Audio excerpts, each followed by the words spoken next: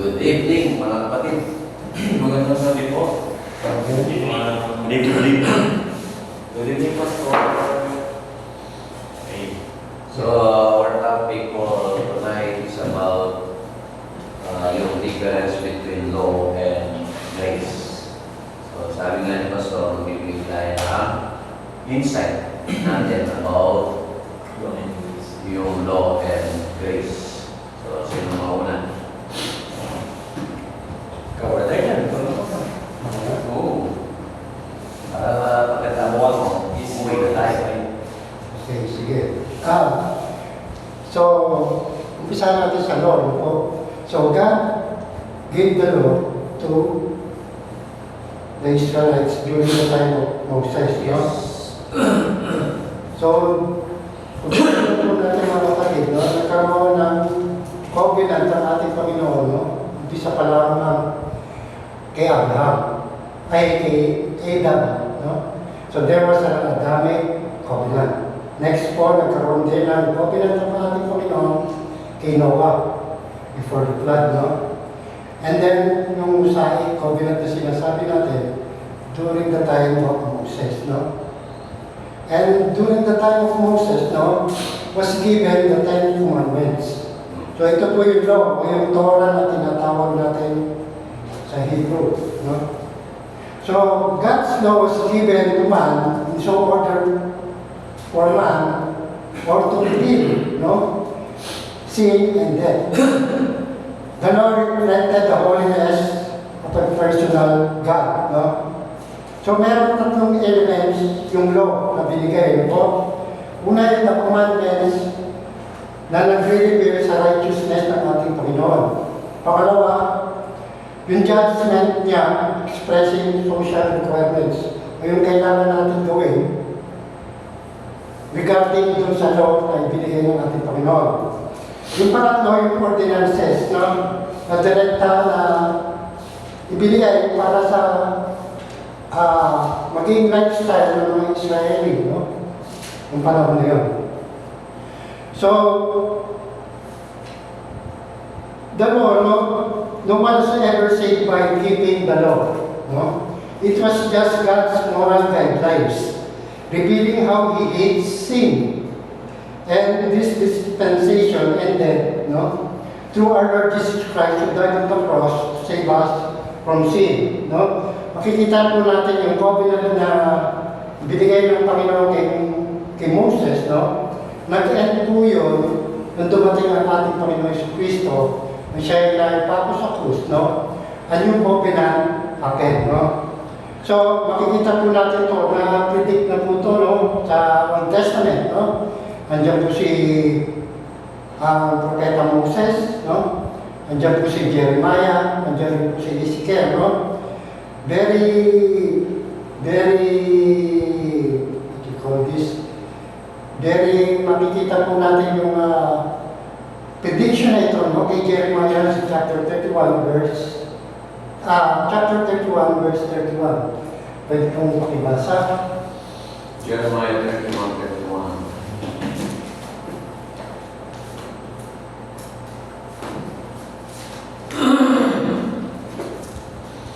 Jeremiah chapter 31, verse 31. Sabi po dito, behold, the days come, says the Lord, that I will make a new covenant with the house of Israel and with the house of Judah. Ayan, no? So sinabi po doon ng Panginoon, no? Darating ang panahon, there will be a new covenant. At ito ay naganap na dumating ang ating Panginoon, Jesucristo, no? So,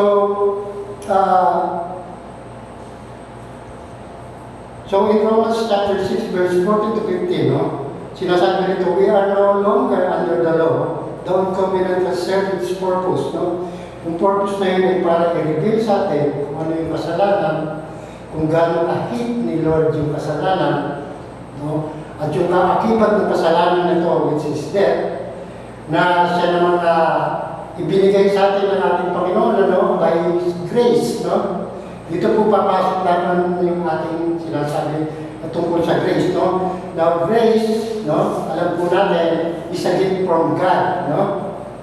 Hindi po, ito po ay gift sa mga hindi deserving talaga, no? Pero kung ating tatanggapin ang ating Panginoon Kristo and by the grace, no, mapapasa atin yun, tayo magkakaroon ng sinasabi natin salvation. Not under the law na po, but under the new covenant with our Lord Jesus Christ. Okay. So, sino magdadagdag?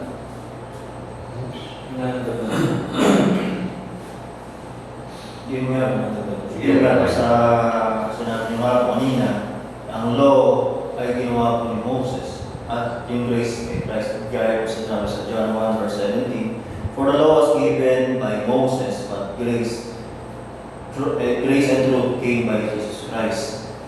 Yun nga po, yung law, kadalasan, gaya sinabi na pinag-usapan natin kanina, magagawa ba natin ang perfecto yung law? Na kautusan Moses, na ba yung kautusan Moses, yung Ten Commandments, sabihin na po natin, na sinabi rin po sa talata, kahit gumawa ka ng marami na doon at nagkamali ka ng isa, burado na lahat. Pero may sinabi nga ating Panginoon si Kristo, kaya punta siya rito, hindi pag-uwi ng kautusan, kundi pangyarihin ito. At pahalagahan. To do it, yes. Kaya, by grace na rin po yun. May grace din po nung panahon na ng Old Testament by making, by obeying the law. Yung kaya sabi ng grace nga. Tapos, dito po sa,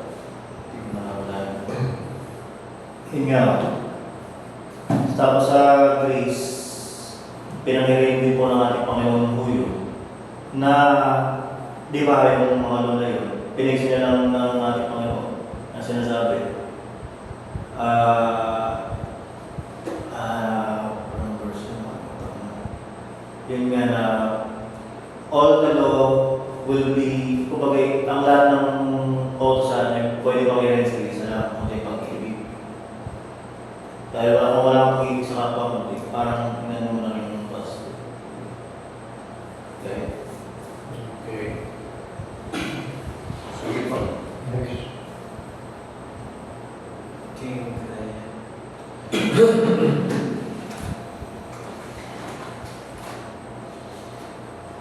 So, insight pa rin yun.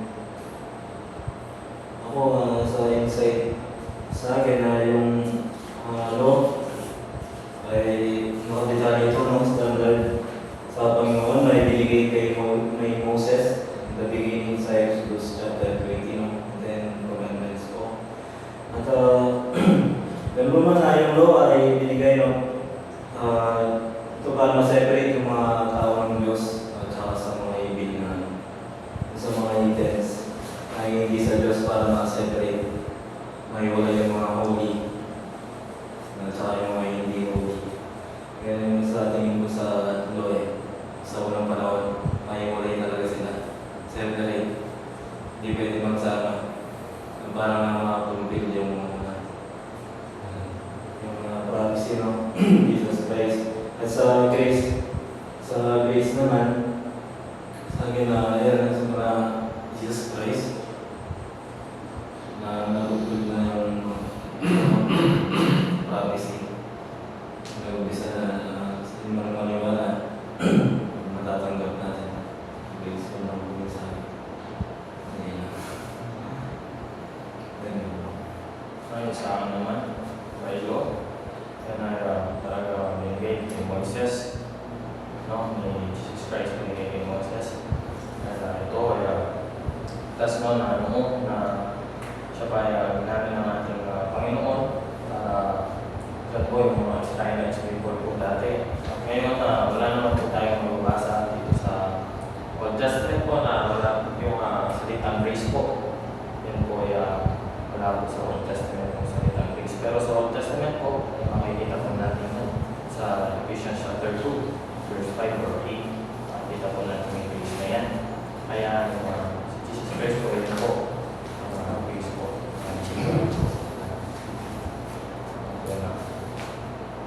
Okay, so I think nasabi niyo na lahat.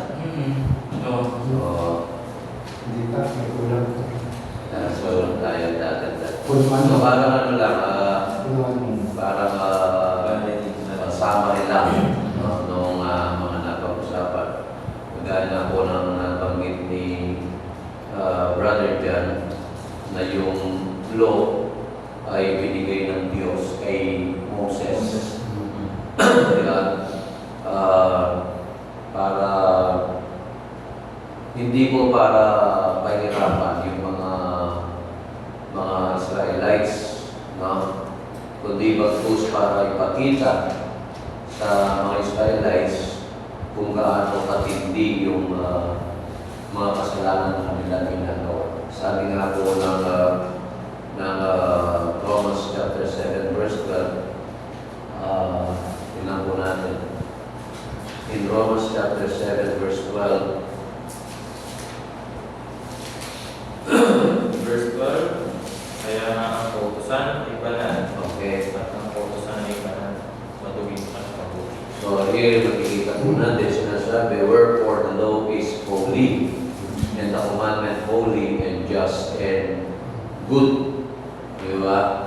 So yung batas po actually, ay hindi yan masama, kundi binigay talaga ng Diyos para makita nga ng mga tao kung gaano po sila kasama. Kasi nga, sa totoo lang po, hindi ang batas ang nagpapasama sa tao, kundi masama actually ang tao o makasalanan ng tao. Kaya niya kailangan yung tinatawag na batas para sabi nga po ng Bible, dahil nga daw ang batas ang siyang schoolmaster. Ibig sabihin siya yung magtuturo sa atin sa kung sino talaga ang makapagliligtas sa atin. Di ba? In Galatians chapter 3, verse 23 to 27, Galatians chapter 3, verse 23, sabi po dito, but before faith came, we were kept under the law, shut up unto the faith which should afterward be revealed. Okay, wherefore the law was our schoolmaster to bring us unto Christ, that we might be justified by faith. So, ang batas ang siyang nagtuturo sa atin kung sino o kung ano ang paraan ng Diyos sa kaligtasan, at yun nga ay by grace. So, alam natin yung grace ay nagmula naman sa ating Panginoon sa Kristo. Okay? Sabi na, for by grace you are saved. And through faith sa Ephesians chapter 2, verse 8 and 9. So, actually, hindi magkaaway ang batas. Hindi magkaaway ang batas at ang grace, kundi dinadala ng batas ang tao sa biyaya ng Diyos. Okay, ganun po siya. So, makikita natin dito na bilang Kristiyano, hindi tayo naligtas sa pamamagitan ng gawa o ng paggawa ng mga batas o ng batas ni Moses. Pero bilang isang mananampalataya, dapat tayong gumawa ng mga mabubuting gawa. Kasi na natin ang Ephesians chapter 2, hindi lang siya nagtapos sa verse 9. Meron siyang verse 10. Pakibasa. Verse 10. Ephesians Chapter 2. Yung verse 8 and 9, alam natin, yan na yung by grace. Pero yung verse 10, tingnan natin. Napakaganda ng verse 10. Verse 10, for we are His workmanship, creating Christ Jesus unto good work, which God before ordained that we should walk in them. Okay, so we are created by God to good works, sabi po niya. Di ba?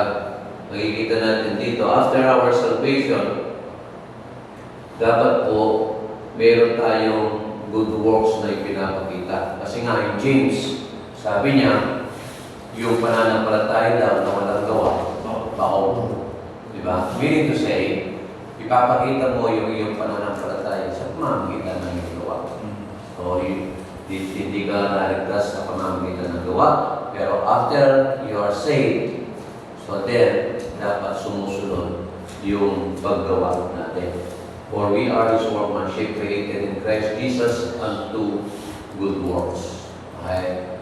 So, huwag natin ipagwalang-bahala yung batas actually. No? Kasi marami kasi mga Kristyano, palagi sinasabi, we are not under the law. Eh? We are still. Pero, ha? We are still. Pero pansinin mo, after their salvation, wala naman silang ginagawa. Parinig yun. Diba? Kasi ang dapat talaga, after you save, ipakita mo. Yun nga, pag tinanggap mo si Kristo bilang Panginoon mo pagligtas, doon ka na mismo gagawa. Oo. Dahil ligtas ka. Oo nga, sometimes nga, mas mabuti pa yung mga believers, yung mga Christian. Eh. Sila may good works, ikaw wala. Wherein dapat ang unang nagpapakita yung mga saved by grace. Diba? Yung mga na-saved by grace, sila dapat ang nagpapakita ng good works. Sila yung sumusunod sa batas. Yeah? Meron siya. So, I do believe hindi yan magkaaway. Ngayon, yung usapin naman na ang kaligtasan ba sa Old Testament is by works. Yun yung unang tinanong sa akin ni Pastor Joshua. Kalagay mo niya. During the Old Testament times, faith by works, no, yun yung pinaka-saving, sabihin natin saving grace ng panahon na yun. Kasi, under the law pa eh. Pero nang dumating na ang ating Panginoon Yesu Cristo, doon na nabago. Kasi sabi nga, tulad nga sinabi ko kanina, no? Yung sinabi sa Jeremiah, mula ni Propeta Jeremiah, no? Na sinabi ng ating Panginoong Diyos, no? Na darating, there will come a time na I will give a new covenant. A new covenant. Ito nga ito yung naganap. Na tumatay nagkatawan-tawa ng ating Panginoong Yesu Cristo. So, this time naman, during our time now, no, we are saved only by the grace of God. No? So, yun ang, pero kailangan natin, una-una, we have faith in our Lord Jesus Christ. Kasi, hindi tayo magkakaroon ng saving faith kung hindi lang tayo naniniwala sa ating Panginoon sa Kristo. Okay. So, ma-clear ko lang po, no, yung salvation in the Old Testament is not faith plus work, but faith alone. Faith alone. Kasi pansinin po ninyo, ang law ay nagsimula pa lang kay Moses. Yeah? How about yung mga tao na nauna kay Moses? Makikita natin in the Old Testament ng panahon na magkasala si Adan at saka si Eva, hindi naman sila by work na ligtas, kundi by faith.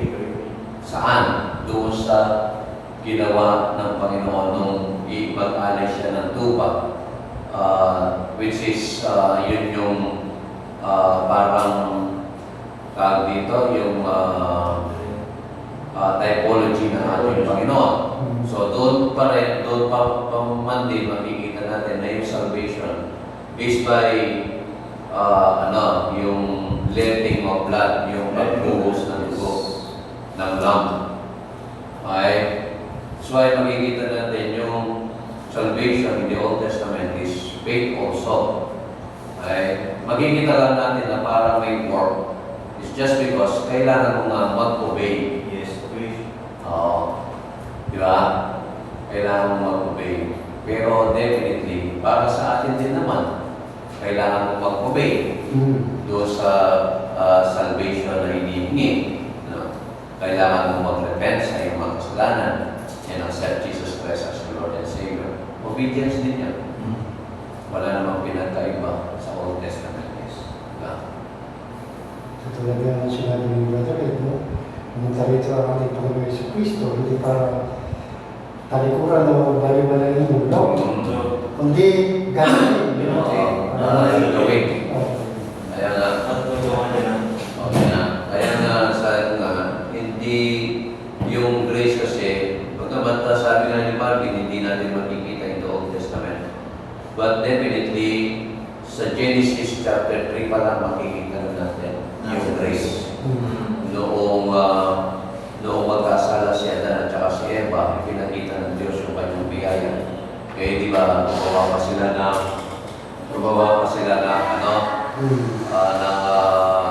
ng damit na pagkatin sa kanilang katawan. Pero ang Panginoon ay nagbigay ng paraan ng kaligtasan sa kanila, which is the typology of Jesus. Yun ang lamb. Yun ang ginamit ng Panginoon na pinatay yung lamb at yung balat ng lamb na yun ang siyang pinantakip sa kanilang katawan. So that is grace. Dahil yung pagbalat na yun, tinakpan niya ang ating kasalanan. At saka, katulad sinabi ni Brother, hindi lang natin makikita yung salitang grace sa Old Testament, no? In Zechariah chapter 12, verse 10, kung mabasahin mo Brother Marvin, Nandito ko na. sinasabi, and I will pour upon the house of David and upon the inhabitants of Jerusalem the spirit of grace and of supplication, and they shall look upon me whom they have pierced, and they shall mourn for him as one mourneth for his only son, and shall be in the bitterness for him as one in the bitterness for his first. Sige, ito pala Marvin, hindi ka nag-research. Pinukita pa ni Brother Jan. Spirit of grace. So yun, siguro ganito lang tayo. Amen. At least nagawa po natin ang ating Pinagagawa sa atin. pinapagawa po sa ating pastor. At nawa po na kaming lima, nagawa po natin nagpanapon natin sa mga Kasama mo po, Pastor. Durian, pastor. So yung mga grade school nila pastor, 30. Hindi lahat. Tayo lahat. Siyempre, alam naman na lahat po tayo, 30 kasi mas mataas na eh. Bahala mo si Pastor. Sabi niya tayo magbibigay na. Tayo magbibigay. Oo. Yung 30 sa'yo, 30 sa'yo, 30 sa'yo, 30 sa'yo. Ilan na yun? 120? 150. 150. 120 na yun. Hindi, yun. Sa inyo. Sa inyo, 30, di ba? Oo, okay. 120. Oo. 280 yung sa akin.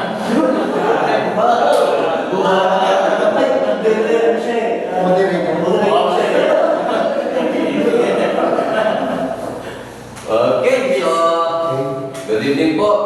At least meron So- tayo ng bagong nalaman. Yung palang grace meron sa Old Testament. Hindi nga sa nag-research. Okay. Well, let's stand up and let's say, Okay. muna po tayo sa referral po para sa ating closing prayer. Amen. Tayo ay umuot ng langit. Heavenly Father, Lord, minsan pa kami po ay papasalamat ngayong gabi nito na meron na naman po kami panibagong nalaman, Panginoon, about sa inyong mga Panginoon, gawin niyo po about sa amin. Bigyan po ng malakasan at kaingatan po. At nawa, Panginoon, na gawin niyo po ang aming pastor na nasa Yes, tayo, Panginoon, nawa kayo po maggabayo at mag-ingat po sa kanila na makalapag po sila ng isip, Panginoon. Panginoon, kami po ay kami po yung hihingi ng patawaran sa amin na mga kasalanan sa isip na nagagawa sa pananalita. Ingatan niyo po kami sa aming pag-uwi. At nawa kayo po magkabay sa bawat isa sa amin, nakauwi po kami ng ligtas at isip po sa aming sariling tahanan, Panginoon. Kayo po ang mapurihan. In this name we pray. Amen. Oh, picture. Picture! Pastor! Sama po kayo, Pastor! Yeah, picture. Picture na. 1, 2. Oh, yan. Saka, parang hindi na. 1, 2. Yes. Okay. Meron tayong 24 minutes and 23 seconds. For me,